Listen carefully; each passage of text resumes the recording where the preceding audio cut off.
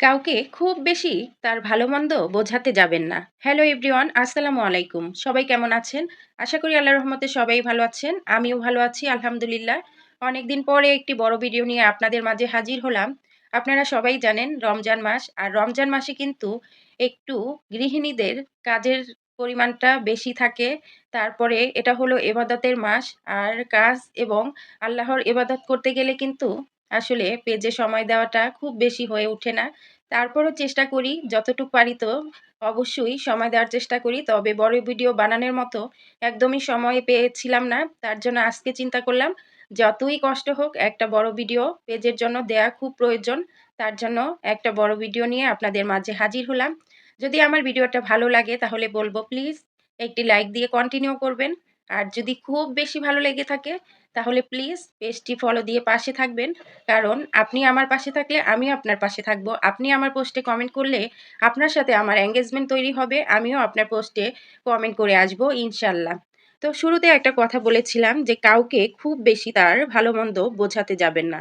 সে যতই কাছের কিংবা প্রিয় মানুষই হোক না কেন। তাতে আপনি নিজেই তার চোখে খারাপ হয়ে যাবেন। বরং তাকে আপনি ছেড়ে দিন। যখন সে ঠকবে, বিপদে পড়বে তখন সে এমনিতেই আপনার কথার মূল্য বুঝতে পারবে। তাই বেশি ভালো করতে যাবেন না। দিন শেষে আপনি খারাপ প্রমাণিত হবেন। তাই আমি বলব এদের ভালো করার কোনো দরকার নেই। নিজের আত্মসম্মান বজায় রেখে যতটুক পারা যায় ততটুক বোঝানোর চেষ্টা করুন। যদি সে আপনার কথার মূল্য না দেয়, যদি সে আপনার কথার মর্যাদা না দেয় তাহলে তাকে তার মতো করে ছেড়ে দিন। কারণ কি? আপনি যদি তার ভালো চান সে বুঝতে পারবে না। সে মনে করবে যে সে আমাকে বেশি বোঝাচ্ছে, তার কোনো স্বার্থ আছে কিংবা তার কোনো স্বার্থের জন্য তাকে ভালো-মন্দ বুঝাতে যাচ্ছেন। আসলে বিষয়টা তো এমন না। বিষয়টা হচ্ছে আপনি মন থেকেই চাচ্ছেন যে মানুষটা কোনো বিপদে না পড়ুক কিংবা কোনো জায়গায় সে ঠকে না যাক। যাতে সে সঠিক পথটা যাচাই করে নিতে পারে সেই কারণে বুঝাচ্ছেন।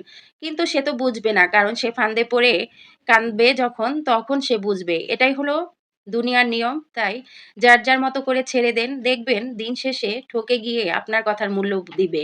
তাই আমি মনে করি আসলেই বেশি মানুষের ভালো-মন্দ দেখতে গিয়ে নিজের টেনশন, নিজের মানসিক চিন্তা থেকে নিজেকে দূরে রাখবেন। কারণ নিজের ভালো যদি কেউ নিজে না বুঝে, আপনি আমি কখনোই তাকে বোঝাতে পারব না। কারণ আমরা যাদেরকে বোঝাতে চাই, যাদেরকে মানে বোঝানোর চেষ্টা করি, তারা কিন্তু একদম অবুঝ শিশু না যে সে কিছুই বুঝে না।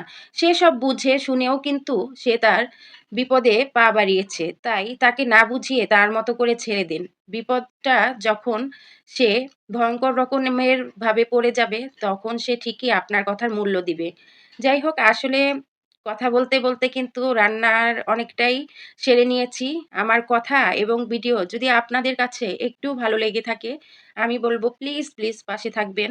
আর আজকে কি রান্না করেছি সেটা তো বলাই হলো না। এটা হলো ভাটা মাছ। ভাটা মাছ ভুনা করলাম। এই মাছটা খেতে কিন্তু ভীষণ মজার। তো আমার ভিডিও এবং কথা যদি ভালো লেগে থাকে তাহলে প্লিজ পাশে থাকবেন।